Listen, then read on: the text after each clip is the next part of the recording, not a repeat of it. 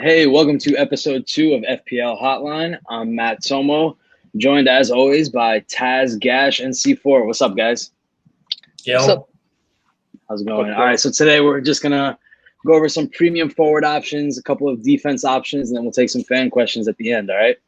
So first topic of the day, is Harry Kane good value at 10.5 mil? What do you guys think? Let's start with Gash. Gash, you look like you're ready to talk about Harry Kane. Yeah, I'm always ready to talk about Harry Kane. So the things I consider are, the prices of the other strikers around him. And, typically we were actually talking about this right before the show, but typically, it's really rare to have a striker at the highest price striker to be 10.5 million in the game. Personally, I think his numbers looked really, really good after the restart.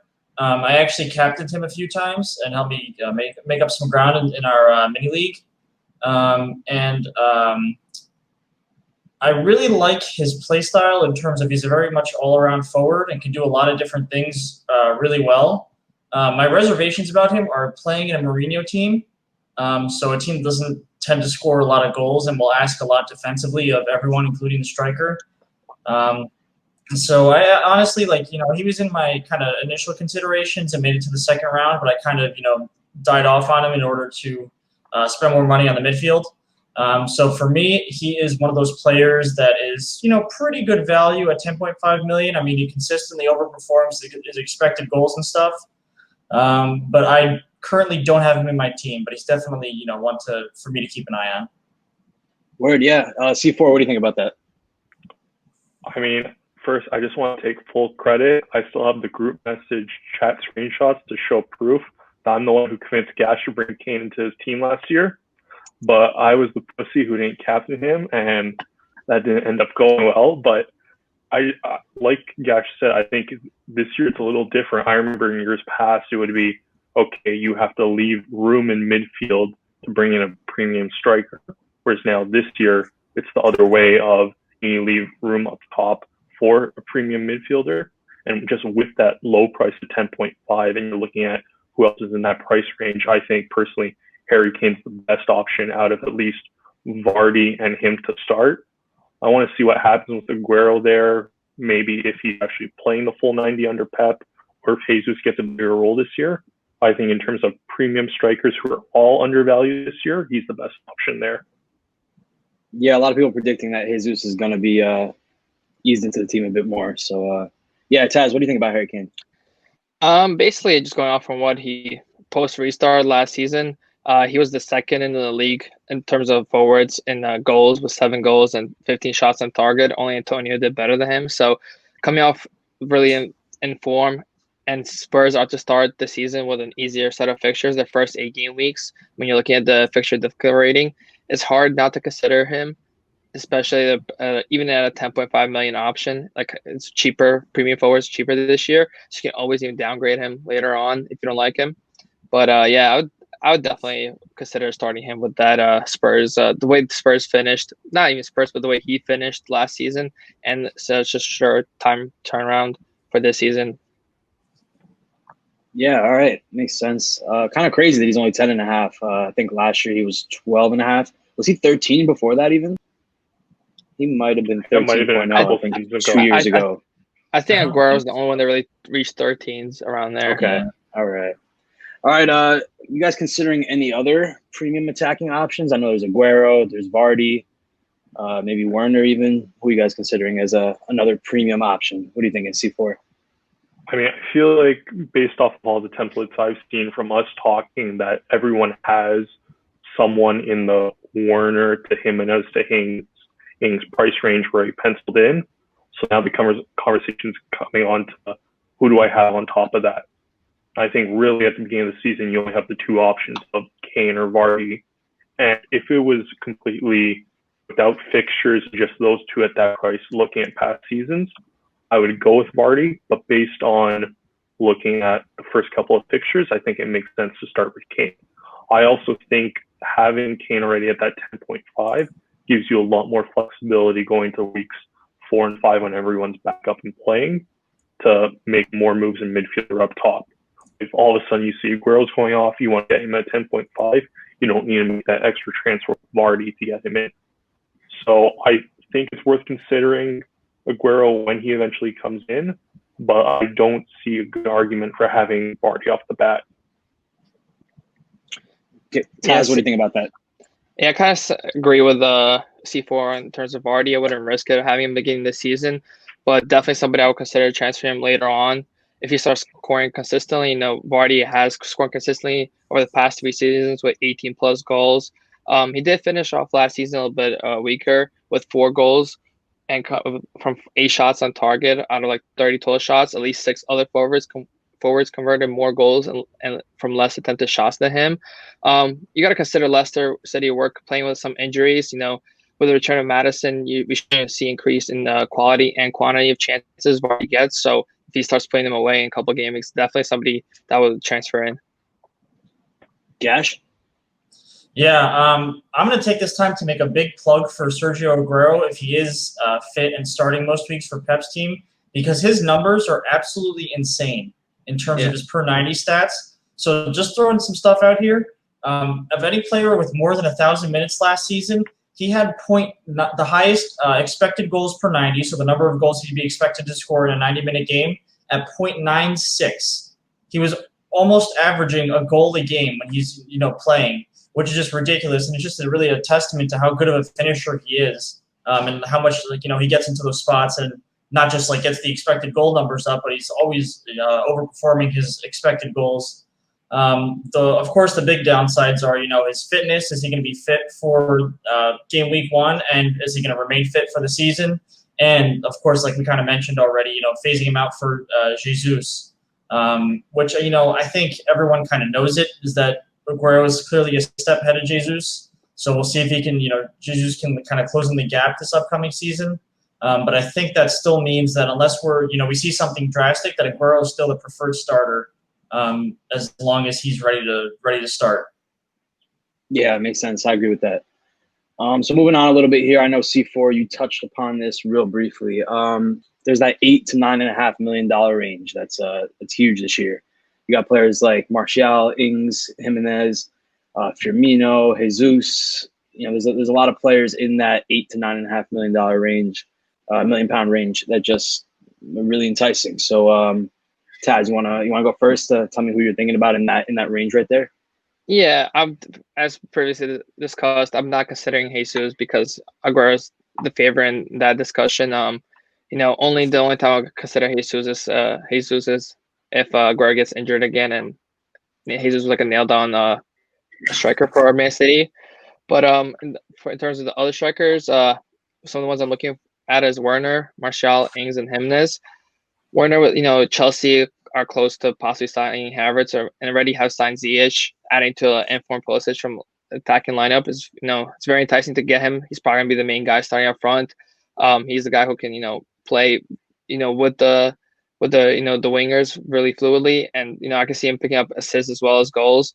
Right now, he's the most owned, highest owned forward in FPL with 38%. It's just at that price. He's not priced as a premium. He's right below there, so it's kind of hard not to risk it on him because if he does come out hot, you could totally see him rising in price to a premium values, and at that point you're losing on much more than just having him and having him flunk. If 40% of everyone playing has him, that's something to really consider. But then even then, Martial I think is my favorite second option for Man United. He's nailed on to start in the striker spot. Last season he had 6.25 points per game, outscoring both Ings and Jimenez, even with having less bonus points. So that's my second best option in terms of that budget of $8 to $9.5 million range. Deadly, he's at the top of the deadly Man United attack, which also with a lot of premium options in midfield. You might want to go for Man United or Liverpool or even Alba from Arsenal, and you can't really afford Fernandes. So putting Martial at the striker is a great pick. Yeah, man, makes sense. Gash, what do you think about that, man? I agree with most of what Taz said there. I do think Werner is going to be like, kind of the maybe one of the key components of the Chelsea attack, but maybe the key man as well. I do still have my reservations about him in terms of, I think we kind of touched upon this last time about him typically playing off a second striker. And I don't know what Lampard is planning on, but it kind of seems like he's planning on playing him as a lone striker. So, kind of just keeping an eye on that. I do think I'm still going to have him in my game week 1 team. So I will say that I'm, still pretty certain he's going to adapt well. It's just kind of something to, think about as it goes. And then just a little shout out to Danny Ings and Raul Jimenez. Who were both extremely consistent last season, and I think are 2 other really viable options in that price range as well. For a little bit cheaper than Werner, you could save some money and also have players who are proven Premier League goal scorers. As of right now, I still do have Ings in my team just because of like the great finisher that he is, but I can certainly see an argument for Jimenez in that same spot. So I think there are a lot of budget forwards, not necessarily budget forwards, but maybe a little bit cheaper than premium forwards here that can be really good enablers to help build that strong midfield and maybe even an extra premium defender or something. Yeah, C4. I feel like it's kind of weird this year. Like you have from the 9.5 to the 8.5 range, you have 7 options. I think out of the 7, really, I would only consider 5 of them. Like Werner, obviously, I think he's in all of our teams at this point. Firmino, I think, unless he has a price drop, there's no point considering. Jesus, no point considering, as we touched on with the Aguero playing time issue. Martial, personally, I don't think it's worth using the money up top for a Man U asset. I'd rather use money in midfield for a Man U asset. Lacazette, I wouldn't bring in. And so then really to me, it comes down again to Ings and Jimenez. And we were having this conversation, I think, last week before the show of, do you really expect Danny Ings to outperform what he did last year? To me, the answer is no. And when you look at, what he topped out at, that's kind of like Jimenez's average season FPL. So why would you take that risk that Ings is going to have another career-setting or career-tying season when you could just have Jimenez for the exact same price and he'll perform consistently? I don't see any reason to have Danny Ings this year. I think it's Jimenez and Werner in that price bracket, but that's just me. Chaz? All right, yeah, no, I kind of agree with that. I would consider Jimenez over Ings too, even though Southampton have finished hot. The Wolves are just considered a much better team. And once Southampton, they are starting off the season with some good fixtures, but once they start running some tougher fixtures, Ings will drop off, I believe. Jimenez he's there, the Wolves' go-to guy at forward. You're never gonna have to worry about him not getting playing time. He also, scores some of the game-winning goals. He scored 33 bonus points last season, which is a pretty big chunk for a forward. And after, we'll start off with 2 tough fixtures, but after game week 3 to game week 10, they have one of the easiest fixtures according to the fixture difficulty rating system provided by FPL Upside. And that's when I would look, if you do go with another premium striker, that's when I would look to maybe possibly transfer Jimenez. And if your first premium striker is not working out. Yeah, makes sense. Let's move down to the $6 to $7 million £1,000,000 range. A lot of good assets there. We got Antonio, who had a really great post restart run there. We got Brewster, who a lot of people have an eye on. Might be loaned out somewhere to one of the lower teams, so that'd be big. We got Neil Maupay as well. Giroud's in that price range. A lot of people like Mitrovic as well, and Bamford's there too. So C4, why don't you let us know what you think about that $6 to £7 million range? So in my head, I have it's basically Mitrovic or Che Adams or Chris Wood. Those are my 3 I'm considering. Antonio, I think West Ham kind of has a rough start to this season throughout their first 9 fixtures. Plus, with Sebastian Haller coming back, I think Haller could be a viable option in that price range depending on where Antonio ends up playing. But to me, I think there's a weird spot with 2 guys who don't fit into the, let's call it the the 8.5 to 9.5 bracket and don't really fit into like the 5.5 to 7 bracket, and that's Tammy Abraham and Charleston. I think Charleston playing up front and Tammy Abraham, if he does play, I think those are two like viable options, and I think they're worth putting that extra million in over any of those like 6.0 options. I think if Tammy Abraham's starting in that Chelsea lineup, he's a must-own. But again, so many pieces coming in that no one really knows how it's going to shake out. Pulisic doesn't start the season. Who even knows how that's going to shake out? Yeah, I mean, especially with Havertz getting closer, apparently, it seems like Tammy might be the odd one out. But I guess that's something to keep an eye on because, yeah, he did really well at the start of last year. And at that price point, it'd be attractive to have him with all those options surrounding him. Gash, what do you think about the 6 to 7 million range? Yeah, I am actually almost on the entirely opposite page as C4 in terms of Tammy. I think he is, based on the end of last season with Giroud's form, I think Tammy might actually be the third in the pecking order on the Chelsea attack in that striker spot. Especially because, Giroud could play as like a hold-up man for like all these riggers and Timo making all these runs past him. And like you mentioned, like Havertz always, making he's close to his Chelsea move now. With Fabrizio gave the here we go soon, I think today or yesterday. So really, like Tammy does not look like someone who, especially at that price point, that I'm going to be looking to bring in at all, unless there are an injury or two, or he just hits like hat trick every game for him, where Frank makes him, where he forces Frank to start him.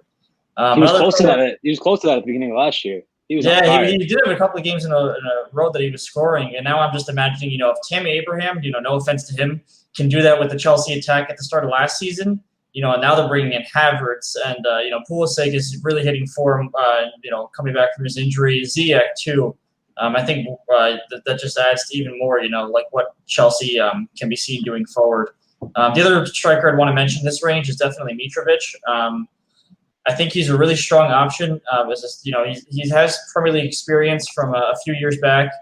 And one of the key things that jumped out at me was that he contributed 50% of Fulham's goals, contributed to 50% of Fulham's goals last season. So goals or assists. And he's also on penalties for Fulham as well, as long as nothing changes from last season. So I think he might be, I'm not saying Fulham is necessarily going to do super well as a team, but if Fulham is scoring, there's a really good chance that Mitrovic is involved. Yeah. Taz, what you thinking, man? Yeah, man. Start off before fixtures came out, I thought Antonio was the best option for coming off hot last season. But looking at West Ham's fixture start of the season, he'll definitely not be in my team. Maybe I'll consider him later on, but when the West Ham have like a favorable run of fixtures. But for right now, it's just it's too hard to go with him. Maupe from Brian is also pretty somebody I considered. He has a pretty terrible 10% goal conversion rate, but if you can improve upon that this season, I believe that last season was his first season in Premier League, so maybe had the jitters. If you improve on that, it's somebody to consider for a budget option. He gets the last season he had like 21 towards the end of the last season, post restart, had 21 bonus points. So it's kind of like Brian score a goal, he's most likely scoring and or getting the bonus points for it, and he's kind of their go-to guy. Another person, Shea Adams, offers a cheap alternative to Ings if you don't want to splurge on Ings from the Southampton side. How we mentioned before a couple times, finished the season hot and are also have a favorable run of fixtures, but I'm going with Gash. Mitrovic is the best option. He's the second owned striker for a reason in Fantasy Premier League right now with 30% ownership. Fulham have their 6 of their first 9 matches have only a 2 fixture difficulty rating. So it's kind of like, he's guaranteed to score some goals there. And also, he has proven himself in the Premier League to a certain extent. In the 2018-2019 season, he did score 11 goals and 3 assists, which is like what most of these, of 6 to 7 million range forwards end up scoring throughout the season anyway. So, it's very hard, not to start off the season with Mitrovic. I think he's the best option. I would not consider either Tammy Abraham. He's definitely third at best on the pecking order at Chelsea. And Richarlison for $8 million, it's kind of like he's not good enough to be the 8.5 with Ings and Jimenez. But, Everton are too good of a team to be compared to West Ham, Fulham, or some of these other teams. So he just, for $8 million, I'd rather risk him more on a cheaper alternative and then use that want to, that 1.5 million or $1 million is the difference, or even 2 million is the difference between owning, Greenwood or Rashford at some cases. So. Yeah, Richarlison didn't make any sense to me at that price point for this year. I'm a little offended. Why? I think personally, I think you guys are looking at it the wrong way of, he's like $1 million more than a 6.0 option, and like that could cost you 2 million more than 6.0 option. Yeah. Let me get to my point. But he's also like he's also like $1 million less than like $500,000 less, $1 million less than that 8 to 9.5 bracket, which I think he could easily perform in over periods of good fixtures. Who knows? Maybe like, do you guys think it's viable to have a premium, then an 8, then a 6 for the entire season with Richarlison at that 8 instead of, I don't know, some people are putting in 2 6s, some people are still not going with a premium striker. Well, the whole idea of having a premium striker is that it doesn't matter for fixtures. You expect your Harry Kanes, even when Spurs are playing, a top team, you expect them to kind of score at least. So the whole idea is that fixtures don't really matter as much to your premium assets. It's only of like for captaincy in terms of premium. And then for your budget options, for example, Mitrovic right now, starting off the season, really good fixtures. He's going to have to, run into the tough fixtures later on in the season. He's going to have to, his team is going to have to play those top 6 teams. And therefore, that's when you want to transfer in, the Michael Antonios who played those tough fixtures and possibly going to probably have a easy lineup of like several game weeks. So, your premium assets are the ones that you don't really rotate, and then your budget ones are the ones you rotate for a certain extent. So would you really want to have somewhat a borderline premium asset that you're going to have to rotate? Because who's confident in Everton? I'm not. Sorry, my screen froze for 30 seconds of that. So I'm just waiting for 10 you're right, and that Richarlison's a bad option. And when I have him in my team, and I'm thinking like starting game week 2, then we have a different conversation. All right, yeah, let's move along here. Let's completely switch gears from attackers over to defenders. So first question on the list for defenders. Is Matt Doherty a must-own player? I'm going to start with you, Gash. What do you think? For me, it's not a question of how good Matt Doherty is. It's a question of, as always with FPL, to alternatives to Matt Doherty.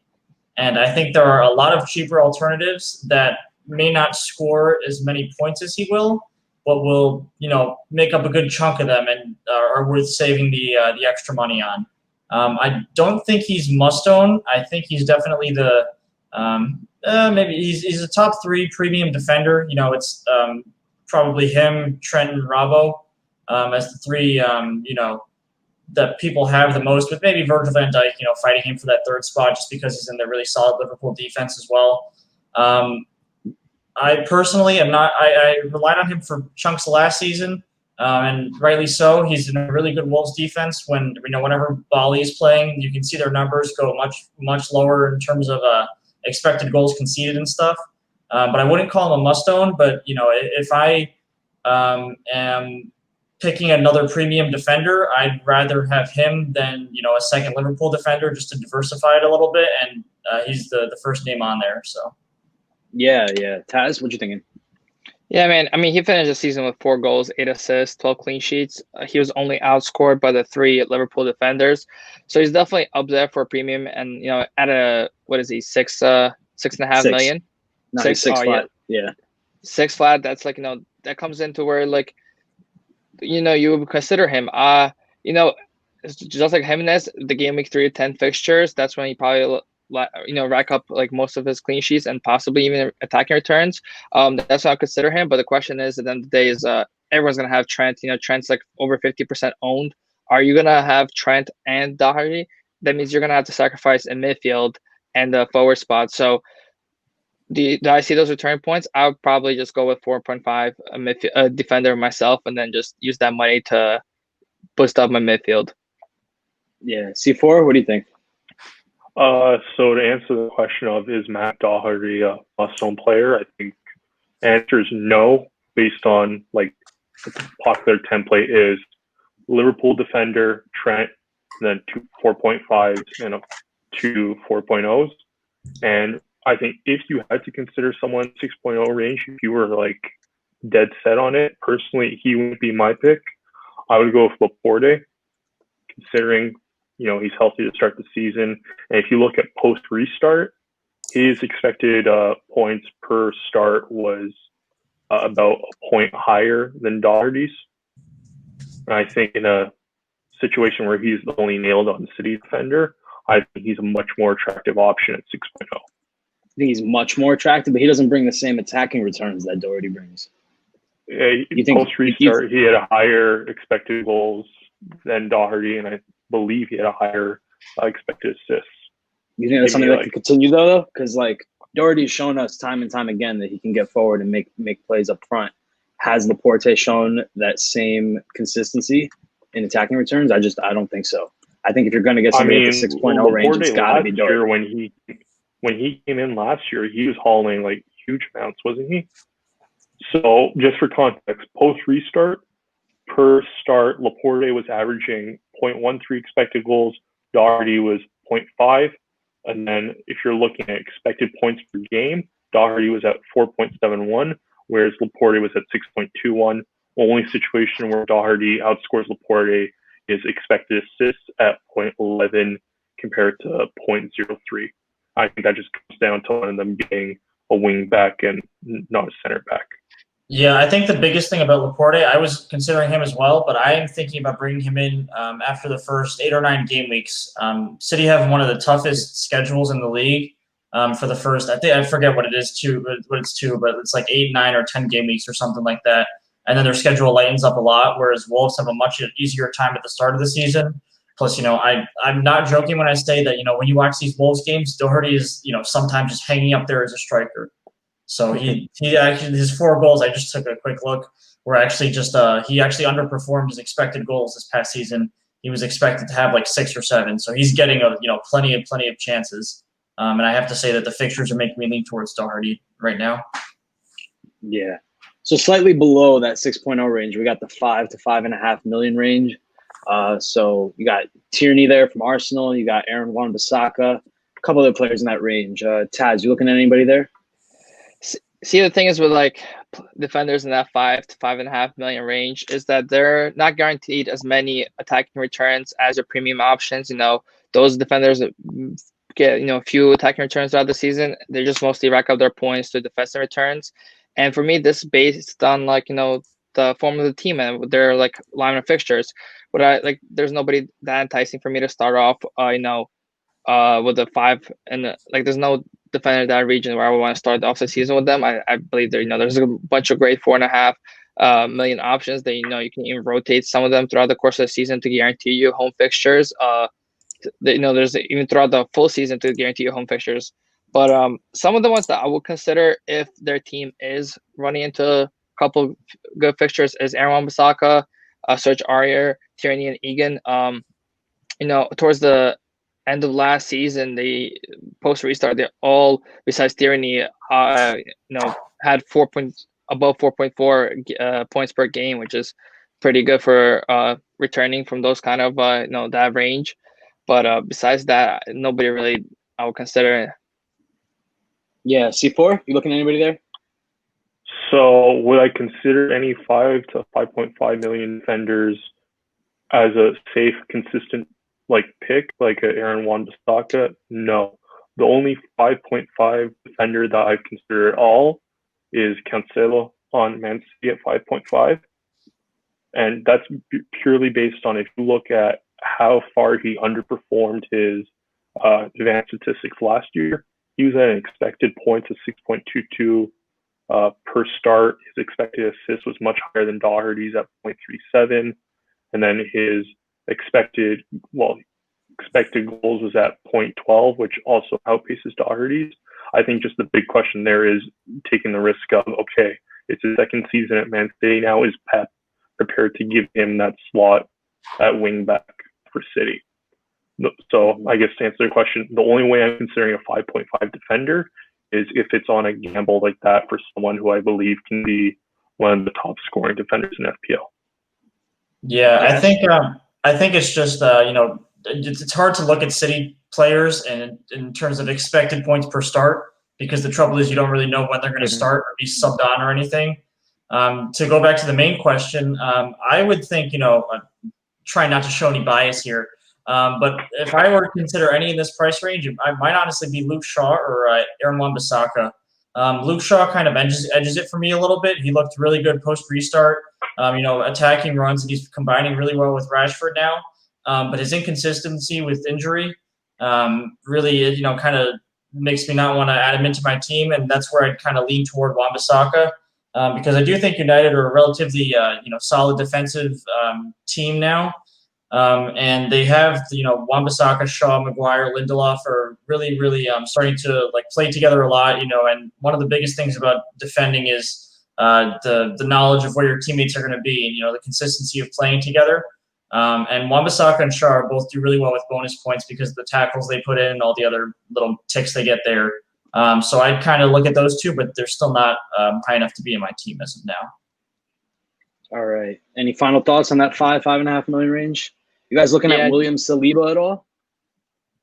He's 4.5. He's a little lower, but I gotta see how if he's still a nailed on starter first. Yeah, that moves us to the next topic here. Best of the 4.5 million defenders. So I guess we got to see how Saliba does. I agree with that. We don't know if he's going to be starting right off the bat anyway, just coming in off that 1-year loan. So Taz, you want to start us off with the 4.5 million defenders? For me, honorable mention goes out to the Burnley, Peters, and Taylor defenders, but I just chose from Southampton, Kyle Walker-Peters. I'm just going to be riding the Southampton form from last season. Post restart, he had 1 assist, 2 clean sheets from 4 attempted assists. He had 2 shots. Maybe could have picked up a goal in one of their favorable runner fixtures to start off the season. So at 4.5, somebody I consider. The only thing that would turn me away from him is if you do have McCarthy, probably not wanting to double down on Southampton defenders. But if you're not going with McCarthy in goal, you may be going with a set and forget other defender. I think Kyle Walker-Peters is definitely somebody I would consider at 4.5. C4? So besides vinegar, my favorite condiment in the Premier League, the only other one I'd really consider right now is Justin, just because of his potential for attacking returns with the schedule that Leicester has. Outside that, if I had to do a set and forget 4.5 defender, it'd probably be someone from Burnley. But looking at those first 9 game weeks with the potential to wild card towards the end of that, I'd take Justin for those first couple of weeks. Yash? Yep, kind of just going off the Burnley train of thought. Taylor is one of my favorite 4.5 defenders. He's essentially nailed at left back there. And Sean Dyche really doesn't like to rotate, especially as we saw toward the end of last season where he had some injuries and he was pretty much sticking with the same exact 11 every game. Most of his, or at least part of his bench was made up by academy players or players who had never played before in the Premier League. So I really think he's going to be looking towards Taylor to, hold that left spot down like he had, left back spot down like he has been. The other defender I'd mentioned that hasn't been mentioned yet is Lamptey from Brighton. He looked really good at right back towards the end of last season. He's only priced at 4.5 million as well. He gets forward a decent amount, and so you have some potential for attacking returns there. The only downside really is if Matt Ryan is a relatively popular pick and goalkeeper. And the Brighton defense probably isn't one of the ones you want to be doubling up on. So I would say it's either one of those two, but if you don't have Matt Ryan in goal, then Lamptey's a very viable option as well. All right, and there are 2 4.5 mil defenders from Leeds that a lot of people are considering and trying to decide between. That's Dallas and Ayling. So who are you guys taking between Dallas and Ayling? C4? Really simple answer for me, neither. I'm not considering any Leeds defensive assets. Screw that. I'm not touching that for at least 9 weeks. Why the 9 weeks? You just want to see how they do, or are you looking out for the schedule? I'm triple captaining solid game week 1. I don't expect Leeds to be very good early on, especially based on how apparently Bielsa doesn't want to switch up his style of play when he gets to the Premier League. He's quite pushed forward. So, you know what? If you guys want a Leeds defender, go ahead. Yes. Yeah, I am actually, I really respect Bielsa for what he's doing in terms of, organizing that team. And I think they could actually be one of the maybe not surprises of the season because they're not, a lot of people are expecting them to be a surprise, but I think they'll be pretty solid in the Premier League. If I had to pick between those two fullbacks, I'd lean more towards Ayling in the right back spot. Based on what I've seen and read about Leeds from last season, he was more nailed at right back than Dallas was at left back. He had 8 goals and assists last season total. So he definitely has the ability to get forward and, get some attacking returns for you there. The only downside is that he could play center back if a new center back isn't signed. They had Ben White on loan last season, and it's not really clear at this point if Leeds are going to be able to re-sign him. So I would say that, they looked really good with Ben White last season, and adding him back to the squad will make Ayling an even more viable option because he adds that defensive stability, and that means Ayling won't be sliding into center back, which might happen if they don't sign either Ben White or a different center back. Taz? Yeah, I mean, I'm kind of with C4 in the sense that I'm not gonna start for season one of them. Even if Leeds do prove a lot of people wrong in the sense that they start off pretty good and do keep clean sheets. That's something that after a few game weeks, I can always transfer in. The whole goal with like the 4.5 million defenders is like you want to kind of rotate them a little bit, have a few favorable fixtures. None of them are enticing enough. If I have to choose between Ayling and Dallas, I feel like Dallas is the higher risk because he could possibly. The other players are injured. He did play in midfield last season for Leeds a little bit. He could play in midfield again this season, and if somebody gets injured, and then he can have some more attacking returns. But for the nailed on defender, Ayling is looking like the better option. All right. So moving on here to the end, we'll take some fan questions. So every week or every day we record, we'll post on Twitter and Instagram that we're looking for questions. So, just feel free to reply or comment with any questions. Also, we have a voicemail box. The link to that is in all our bios. You can leave a voicemail for us, and maybe we'll play the voicemail and we'll answer your question on the episode. So we got 4 fan questions this week. Thanks to everybody who responded and asked. So the first one here from Mark Nash at 21st C Scribe on Twitter. He asked if it's a better strategy to go with all-out midfield premiums and 3 6 mil strikers, or 1 premium striker and 3 premium midfielders. You guys got that? That sounded a little confusing to me. Yeah. Got it? All right. So who wants to start us off with this one? I can start us off. I think there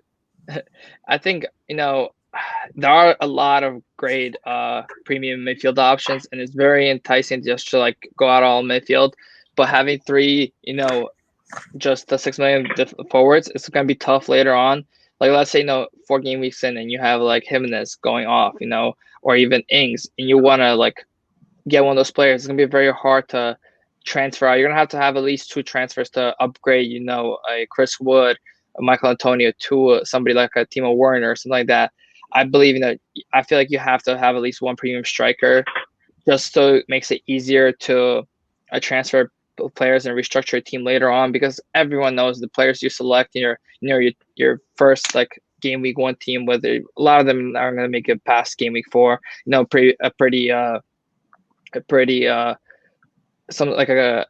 common strategy for the past couple seasons to use your game week, your first wild card after game week 4, right before going into an international break. So, that's the whole idea, is to keep your team fluid and be able to restructure whenever wanting. Are we still going to have that international break at the same time? Did they release that? They have it on the schedule for a couple of international breaks. I forget exactly when they are in terms of after which game weeks, but there are some in the fall. Yeah, because it might be switched up just a little bit.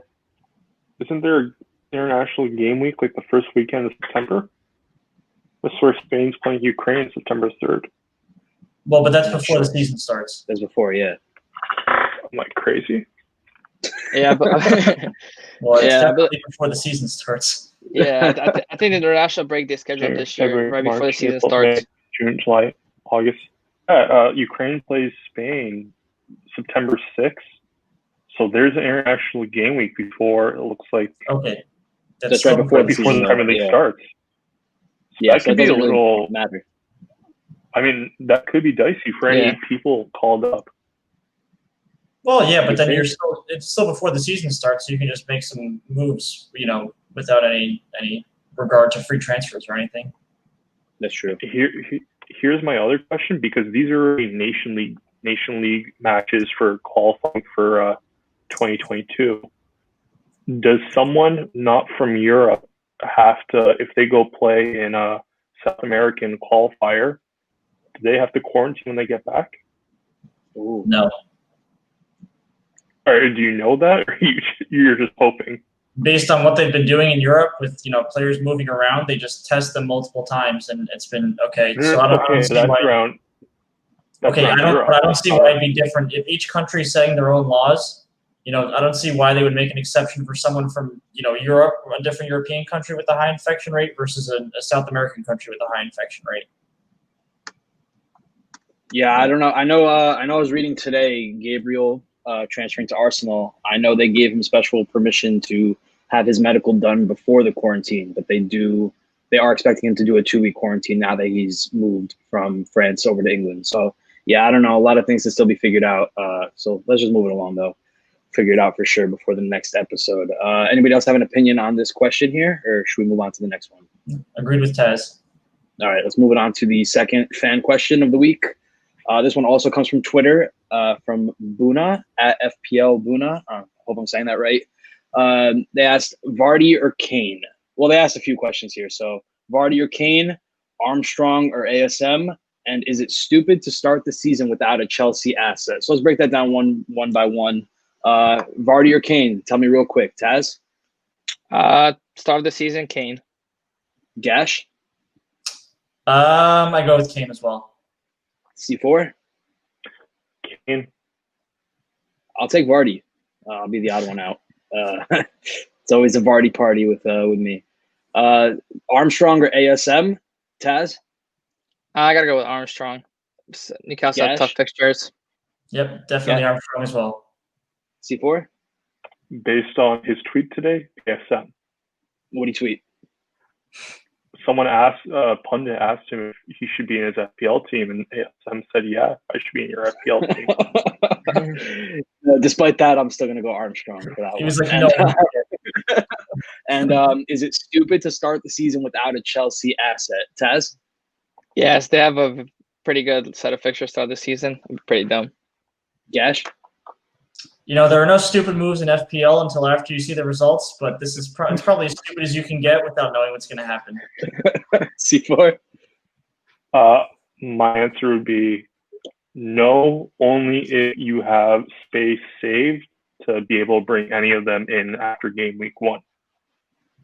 Okay. And in that case, I'll just say it's pretty stupid, because if you're going to bring them in after game week 1, you might as well just have them already. I mean more so for like, if you don't know how they're going to line up. We still don't know if they're playing with 1 or 2 strikers, and you want to see, okay, like, it's true, but we know kind of who's, like, we know Tammy is a maybe, but like we know Werner's going to be nailed. We know Pulisic is going to be nailed when he's back. So yeah, I think it's pretty stupid to start without a Chelsea asset. But let's move on to the third fan question. This one comes from Instagram, from Nicholas at Nicholas Stefan. The question is, should your subs be a place where you can rely on them or spend the bare minimum? So should you be able to rely on all your subs, or is it just a way to, move that money elsewhere? Taz, what do you think? I think it depends on your strategy. If you're going with a strategy, we're going to be rotating a few defenders around to have favorable fixtures, or even the midfielders or even forwards, the budget forwards, then yeah, in that term, you do want to rely on them. But if you're just building your full team, I feel like you shouldn't. If you have like a full 11 starting lineup for the next 5 game weeks, and you're not going to touch the bench, but you spend like a little bit extra on the bench in case of something, I would not do that at all. I would just get the bare minimum. There's a bunch of bare minimum options that guarantee you, starting 2 points for your team, but most likely will not get any returning points in terms of defense or attacking returns. So yeah, no, if you already have a set 11, just go cheapest in your in your subs. The only thing you want to rely on for them for is the 2 points for playing time and for their price not to go down. Gash? Yeah, keep it short and simple. I'd recommend always, having at least one good sub in each position. So you don't, for example, you don't need two good defensive subs if you're only playing three players. And, having a fifth sub that's just some kind of cheap throwaway to save budget is fine. The only thing is, I think at the start of this season specifically, there were a lot of really good cheap defensive options. So a lot of, one or two 4.0s and some 4.5s that'll, that should be starters. So I would say for the season specifically, you should spend that extra 0.5 million to get starters. C4? I think based on all our teams, we're all trying to do both. We've all selected people who are the bare minimum who can play. So I think that's what your goal should be. I don't think it has to be either or. Yeah, it's tough for me. I've done it both ways, where it's just the bare minimum thing. It really depends. I know it sucks to answer as it depends, but it really does depend on your strategy. Could go either way. I think for this season, I am going to be looking to have some usable subs because, like you guys said, a lot of cheap defenders available, and just with the whole COVID and stuff, we don't know if we're going to be needing subs if guys are going to be getting hurt more without as long as the summer break. I don't know. Basically, I'm just trying to start this year with like something on the bench that I can use. I don't want to go full crap on the bench. And so our last question of the week comes from O'Neill.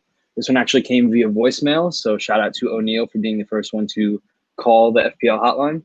O'Neill's question is, what are your thoughts on using budget strikers from the start and keeping money in the bank to upgrade to whichever premiums are in form? So I guess that means after a week or two, or maybe a little more, you see who's doing well and then upgrading. But that means leaving some in the bank to start off. So Taz, what do you think about O'Neill's strategy? It depends how much they leave in the bank. I feel like there's definitely some premium options that are worth taking the risk early on and having them.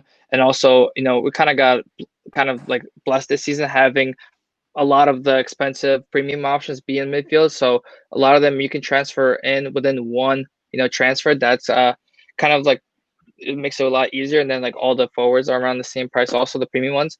So, I mean, the whole goal for, starting off the season with like having some money left in your bank, I believe is like 500,000 is enough. You will have sometimes, after one game or 2 game weeks, have like that guy go up by 0.1 million or drop down by 0.1 million, and you wouldn't want to miss out on an informed person just because you have nothing left in the bank. So I do believe, starting off the season with like 500,000 in the bank is important. But the goal behind structuring your team is to have it where you're versatile and you can transfer in any player at any price point within 2 transfers maximum, so you don't take a hit if you save it for one game week. Gash? Yeah, I'd say I mostly agree with Taz there. I think that it's poor planning because then you end up using free transfers on things you could have used the subs transfers you could have made before the season without spending your free transfers on those. And one of the important parts of early in the season too is building up your team value. So making sure you're there for all the price rises and stuff, and the premiums are the most likely players to do that. Then once you build up the team value, it's a lot easier. You have more space in your budget to, mess around with players, especially later on in the season. So I do think you should be using, maybe as much of your budget as you can with maybe, 0.5 or maybe even 1 million left in the bank for a little flexibility at the start of the season, but no more than that really. Yeah, I know in the first episode I mentioned that I had 3 million in the bank at that moment. I already fixed that. Not doing that. So, yeah, that was just a panic move after hearing that City were blanking game week 1. So yeah, definitely fixing that. C4, what are your thoughts? Oh, also I should have said O'Neill from South Africa because that's how he introduced himself on the voicemail. So shout out O'Neill, shout out South Africa. C4, what do you think? Make 0 sense based on City and United and Burnley having blanks in the first game week because you can't be wasting free transfers on capitalizing on forwards when you bring in City and United players. Yeah, I agree. I mean, I see what you're thinking, O'Neill, with this strategy, but another interesting point is the price rises that Gash brought up. You don't want to miss out on that. You want to build up your team value early, which I feel like is a really underrated aspect of FPL. Is building up that team value. I mean, everybody's got it in the back of their minds, but if you can make moves presumptively to kind of read when price values and price rises are going to happen, some more money in the bank, more to play with, and a better team. If I could just make one point there, the only way it makes sense for O'Neill to have money left in the bank is if he's one of the people who, are committed to like not wild carding early on. Right. Yeah. I'm personally pretty committed to wild carding early on whenever that first international break is. But yeah, I guess that would be a good factor as well. Any last points? Taz, you had one more thing to say? Yeah, I mean, to touch upon quickly before your wild card thing, this year's actually quicker than previous years because we were starting a little bit later. So like I think we have to use our first wild card before gaming 16. So that's something to keep in mind. But also for starting off like cheap, even though like Man City and Manchester United, a lot of people want assets from those teams are blanking first game week. You could have like start off with a Aubameyang, a sub premium asset, and drop him down to a KDB, or even if you want Rashford, you can start off with the Son has a easy, nice fixture against Everton, which also won't score in, and you only $500,000 to go up, so you can start off with another premium asset, from the teams that you want to transfer in, and just transfer them later on, for another premium asset. You're only risking one transfer. Right. Yeah, that's a good point as well. All right, guys. So to wrap it up, thanks everybody for listening this week. Thank you, C4, Gash, and Taz for all your input. And yeah, just follow us on all our social media. Pay attention to when we're asking for questions, or we're going to start putting out graphics every couple of days with some tips here and there. And yeah, make sure you join our league as well. Links to everything are in our bios. We set up link trees. So yeah, anything you need, click that link in our bio. And see you guys next time. Thanks, guys. Peace. Take care.